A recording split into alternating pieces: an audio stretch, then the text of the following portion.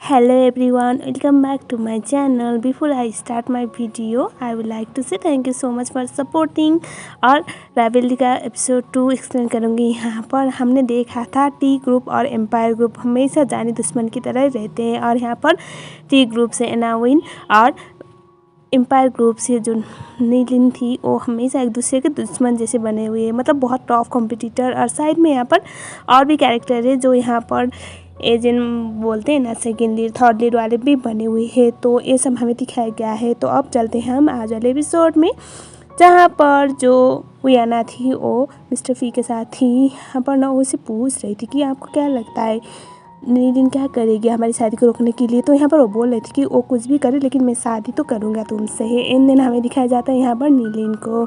Actually उसका नाम मिलिन है, लेकिन मैंने नीलिन ही बोला तो मुझे लगा यही बोलना सही रहेगा, इसे आप लोग कंफ्यूज मत हो जाना। तो यहाँ पर ना वो अपनी सेक्रेटरी को बुलाती है, उसके बाद वो भागते हुए आती है। यहाँ पर ना उसने अपनी सेक्रेटरी को वियाना के बारे में पता लगाने के लिए बोला था। तो यहाँ पर हमें पता चलता है कि वियाना की 17 साल के करियर में आज तक कुछ भी रॉन्ग नहीं। मतलब ऐसा कैसे हो सकता है, कोई सेलिब्रिटी लड़की उसकी लाइफ इतनी ज़्यादा क्लियर, मतलब नो एविडेंस ये सब था। और यहाँ पर वो कभी कोई कंट्रोवर्सी में फंसी नहीं, कोई पास्ट हिस्ट्री नहीं। ये सब सुनने के बाद उसे बहुत अजीब लगता है और वो बोलती है कि अब तो मैं पक्का से हो रही हूँ ये लड़की कोई नॉर्मल लड़की नहीं है, उसने टारगेट ही किया है मेरे पापा को पैसों के लिए, मेरे पापा को फंसाया, ऐसा वो बोल रही थी।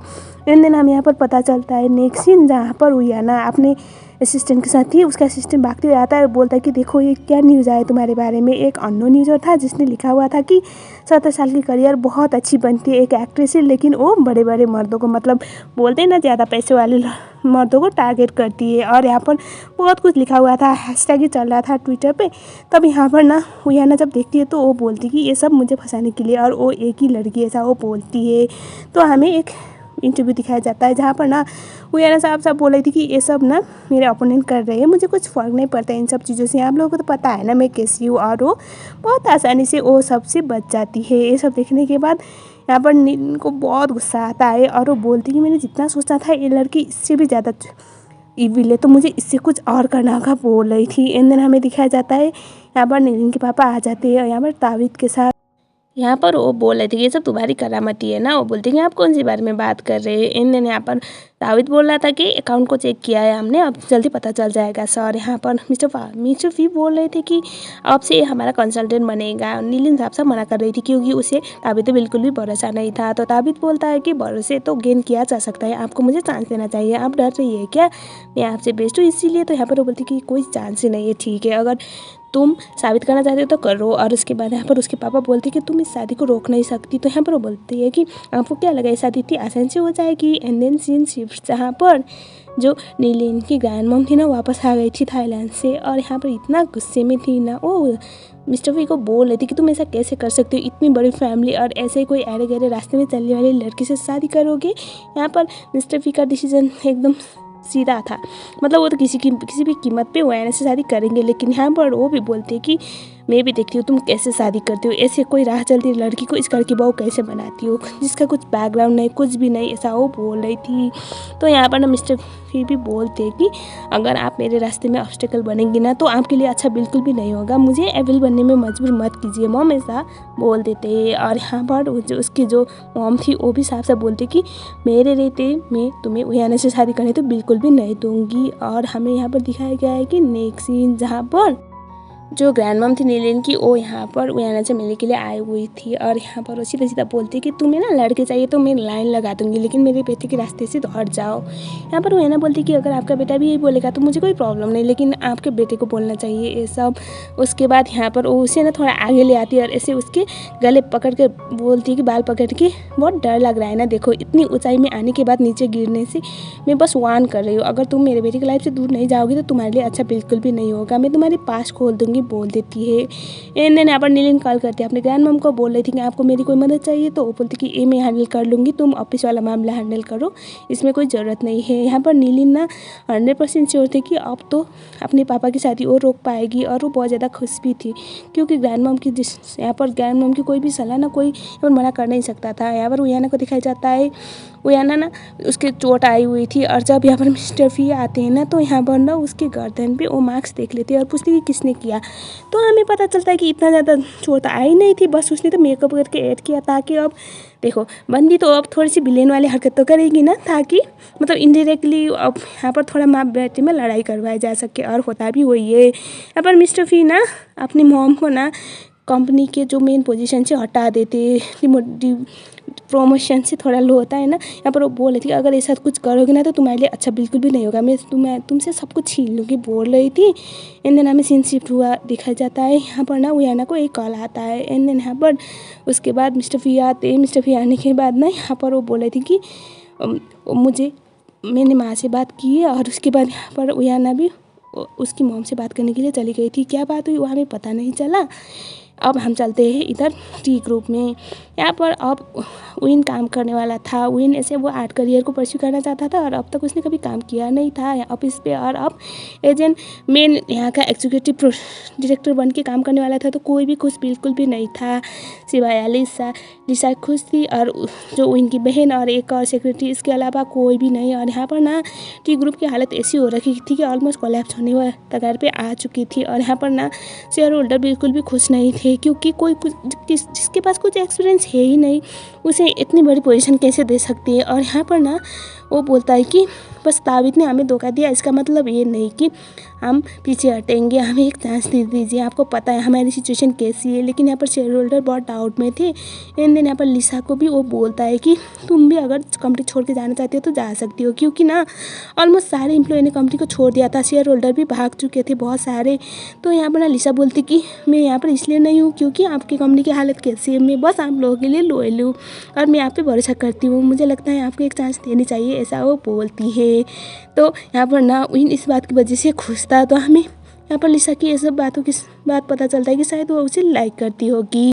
उसके बाद यहाँ पर ताबिद और जो नीलिन की सेक्रेटरी साथ में थी और यहाँ पर ना ताबिद उसे बोला था कि मैं आपके काम आ सकता हूँ। और यहाँ पर वो बोलती कि मैंने एक चांस दिया है तो मुझे प्रूव करके दिखाओ। उसके बाद उसके सामने जाता है और बोलता है कि टी ग्रुप का सबसे बड़ा हथियार क्या है ना, उसके शेयर होल्डर, अगर उनको ख़रीदा जा सका तो सब कुछ सही हो जाएगा। मतलब उनके शेयर होल्डर को आउट किया गया तो अब वो लोग कुछ कर ही नहीं पाएंगे। और टी ग्रुप अभी ऑलमोस्ट बैंकरप्सी के कगार पे आ चुके थे। और उसके बाद यहाँ पर वो बोलती कि अगर तुम्हारे पास कुछ ढंग का है तो मुझे टाइम भी दिया करो, ऐसे नहीं। उसके बाद वो उसके हाथ से वो टैब लेती है एंड देन वो कुछ करती है। अभी हमें दिखाई नहीं गया है। यहाँ पर विन और लिसा की हालत ख़राब हो रही थी क्योंकि हर एक शेयर होल्डर वो कोई रिस्पॉन्स दे नहीं रहा था। और यहाँ पर ना बाद में पता चलता है कि जो नीलिन थी उसने सबके घर कुछ ना कुछ भेजा हुआ था और यहाँ पर एम्पायर ग्रुप में वापस ले आई थी। और मतलब टी ग्रुप को बैंकरप्ट करने के लिए वो हर कोई कदम चाल रही थी जिससे पॉसिबल हो सके। इट्स लाइक दुश्मनी में साम दाम दंड पे सबको लगाया जाता है ना, इसी तरह से यहाँ पर जो हमारी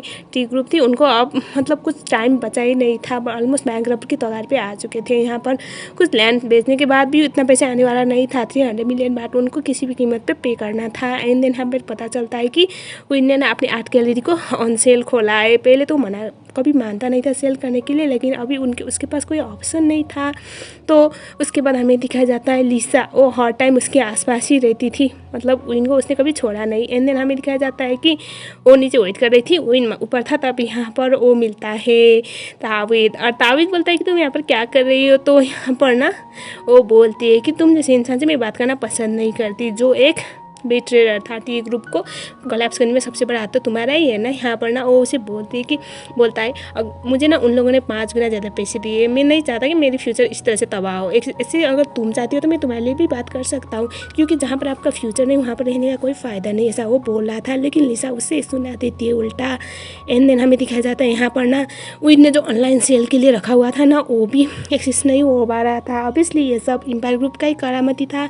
एंड देन यहाँ पर ना वो बहुत परेशान हो रखे थे। तब यहाँ पर एक खरीदना चाहती है लैंड बोल के आ जाती है नीलिन, और नीलिन आने के बाद वो सीधा सीधा अंदर आती है और विन को बोलती है कि तुम ना हार मान लो विन, इस बार तुम नहीं जीत सकते हो, ना ही अपनी कंपनी को जिता सकते हो, अब तुम्हारी कंपनी बर्बाद हो जाएगी। एंड देन यहाँ पर विन बोलता है कि अभी भी मेरे पास वक्त है, अगर मुझे लड़ने के लिए ना तुम जैसी कॉम्पिटिटर मिलेगी तो मैं हार मान नहीं सकता। तुम्हें तो पता है ना, हम दोनों में हमेशा हार और जीत तो होती रहती है। एंड देन हमें दिखाया जाता है ये लोग ना पहले साथ में पढ़ते थे, मतलब साथ में ही बड़े हुए हैं। इस लाइक दुश्मन वाली फैमिली, लेकिन साथ ही पले हुए हैं। तो हर बार एक बार ये जीतता था, दूसरी बार वो जीती थी। स्कूल का कैप्टन कभी वो बनता था, उसके बाद बेस्ट स्टूडेंट ये बनता था। गेम में कभी ये जीती थी, कभी वो, मतलब ये अल्टरनेटिव चलता रहता था। ये आज वाली बात नहीं, बहुत पहले से ये सब चल रहा था। तो यहाँ पर ना विन बोल रहा था कि मैंने ना बहुत ट्राई किया लेकिन नहीं, तो अगर तुम लोग हमें हर्ट करने के लिए, मेरी कंपनी को हर्ट करने के लिए, मेरे पापा को हर्ट करने के लिए इस लेवल तक जा सकती हो ना, तो मेरे पास अगर 1% चांस होगा ना तुमसे जीतने का, अपने कंपनी को बचाने का, तो भी मैं आराम से बचा लूँगा। और तुम जैसे लोगों के लिए तो मैं अपने आप को ऐसे कुर्बान नहीं करूँगा, ऐसा वो बोला था। कुछ फ्लैशबैक चल रहे थे जिस तरह से वो हमेशा कम्पीट कर रहे थे। और यहाँ पर नीलिन भी बोलती है कि ठीक है, अगर अब तुम्हें करना है तो करो, ऐसा वो बोल देती है। विन के लिए ये बहुत टफ मूवमेंट था। शेयर होल्डर ने जो टाइम दिए रखा था वो ऑलमोस्ट जाने वाला था। इनके पास कोई ऑप्शन मिल नहीं रहा था, कोई नया इन्वेस्टर मिल नहीं रहा था। मिस्टर ली ने तो कोई और अब एम्पायर ग्रुप में इन्वेस्ट करने के लिए ओके बोल दिया था। तो अब यहाँ पर हमें एक और कैरेक्टर का इंट्रोडक्शन होता है, मिसेस ली।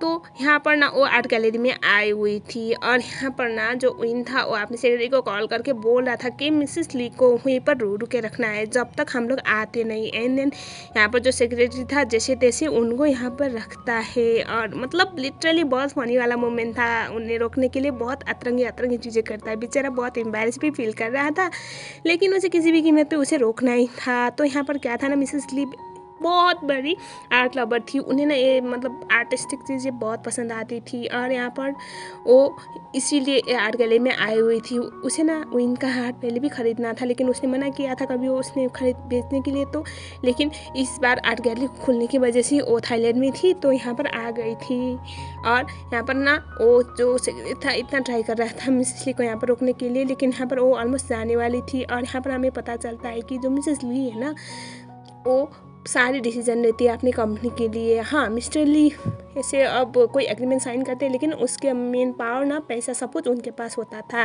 और नीलिन तो श्योर थी कि अब टी ग्रुप को कोलैप्स होने में कोई बचा नहीं सकता। एंड देन हमें दिखाया जाता है जैसे तैसे विन आ पहुँचता है और यहाँ पर ना मिसेस ली को वो बात करना स्टार्ट करता है। तो हमें अभी नेक्स्ट पार्ट में पता चलेगा कि क्या विन अपनी कंपनी को कोलैप्स होने से बचा पाएगा या फिर नहीं।